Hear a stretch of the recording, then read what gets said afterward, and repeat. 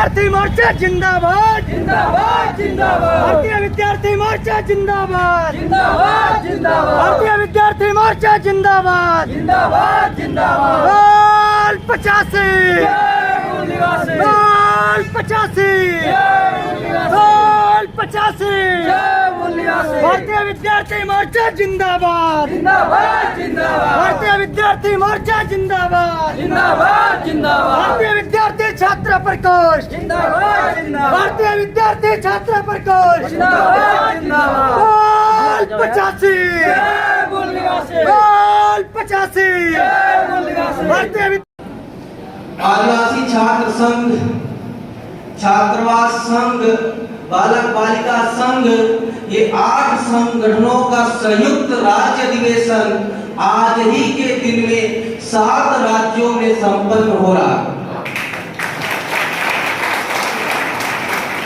ये एक राज्य का नहीं, इस तरह आप जिस तरह उत्तर प्रदेश में तैयारी किए हैं उसी तरह 7 राज्यों में आज ये कार्यक्रम संपन्न हुआ है।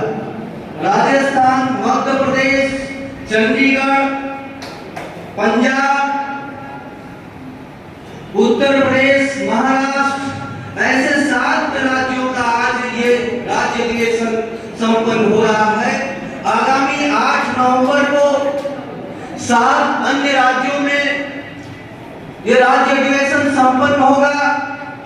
फिर इसके बाद 13 नवंबर को बचे राज्य में, यानी हम आज वर्तमान में 24 राज्यों में हमारा संगठन का विस्तार हो चुका है। 24 राज्यों का राज्य अधिवेशन 13 नवंबर तक हम लोग संपन्न कर लेंगे। इतना बड़ा विशालकाय, इतना बड़ा संगठन आप लोगों के साथ सहयोग से आज 24 राज्यों में पहुंचाया गया है, स्ट्रक्चर खड़ा किया गया है, राज्य अधिवेशन लिया जा रहा है। और ऐसे ही नहीं बल्कि यह विद्यार्थियों का यूनिक संगठन बन चुका है, जो खुद अपना पैसा, हुनर, श्रम, समय लगाते हैं और अधिवेशन संपन्न करते हैं।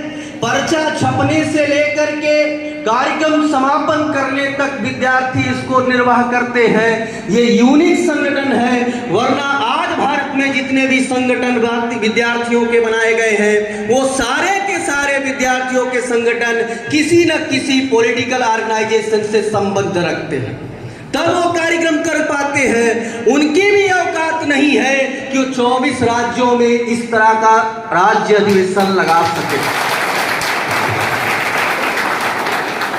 तो ये जो आज आप लोगों ने ये साथ सहयोग और ये देश में हम लोग व्यवस्था अपनी निर्माण करना चाहते हैं, वर्तमान ब्राह्मणों की व्यवस्था बदलना चाहते हैं।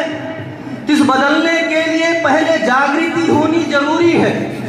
तो जागृति के सिद्धांत को ध्यान में रखते हुए हम लोग राज्य अधिवेशन विषय बना करके करते हैं।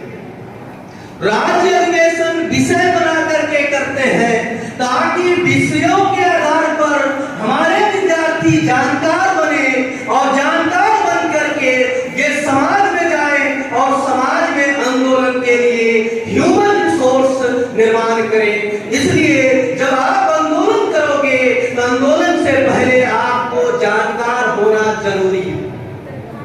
तो जानकार होना जरूरी है, इसलिए विषय भी कार्य संगत को ध्यान में रख करके बनाए जाते हैं। तो आज के राज्य अधिवेशन का जो विषय है, नंबर 1 विषय है, मुझे पढ़े लिखे लोगों ने धोखा दिया। डॉक्टर बाबा साहब अम्बेडकर का स्टेटमेंट है 18 मार्च 1956, ये यही उत्तर प्रदेश की धरती है जहां बाबा साहब अम्बेडकर 18 मार्च 1956 को रो करके ये स्टेटमेंट दिए थे। ये हमने विषय बनाया। इसके संदर्भ में बहुत लाजवाब एक जीएनयू में जब हम काम कर रहे थे, क्योंकि अभी 26 जून को छत्रपति साहू जी महाराज की जन्म जयंती थी, उसकी तैयारी के लिए हम दिल्ली में काफी समय तक जयपुर डीयू और जामिया इस्लामिया यूनिवर्सिटीज में वहाँ के प्रोफेसर और स्टूडेंट्स लोगों से मिलने का अवसर मिला। तो उसका लाजवाब एक अनुभव आपको बताएंगे समय के साथ में। तो दूसरा विषय है नई शिक्षा नीति 2020। यह मूल्यवासी बहुजन समाज के छात्रों को माध्यमिक शिक्षा में सीमित करते हुए उच्च शिक्षा से वंचित करने का षड्यंत्र, अथवा नई शिक्षा नीति 2020 यह एक आधुनिक मनुस्मृति है, एक चर्चा।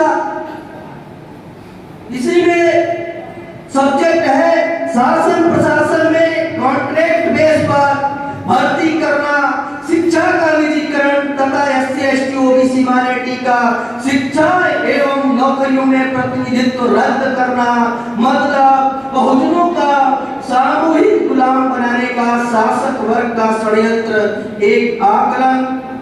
द्वितीय सत्र का है विषय उत्तर प्रदेश राज्य के सभी राज्य सरकारी पदों की भर्ती का परीक्षा पेपर आउट होना या भ्रष्टाचार का बहुत बड़ा संकेत है, एक गंभीर चिंतन। शोध छात्रों की वर्तमान में बहुजन आंदोलन और बहुजन वैचारिक साहित्य में भूमिका, एक विश्लेषण। वर्तमान में संगठन को तोड़ फोड़ करने का कार्य पीओ स्तर पर होना या मूल निवासी बहुजन समाज के स्वाभिमानी आंदोलन को रोकने का गंभीर षड्यंत्र। छात्रों का स्वतंत्र स्वावलंबी एवं आत्मनिर्भर संगठन निर्माण किए बगैर छात्राओं के साथ आए दिन हो रहे शोषण व अत्याचार जैसी समस्याओं पर समाधान संभव नहीं। विद्यार्थी व बेरोजगार का राष्ट्रव्यापी संगठन निर्माण किए बगैर उनके किसी भी समस्या का समाधान संभव नहीं।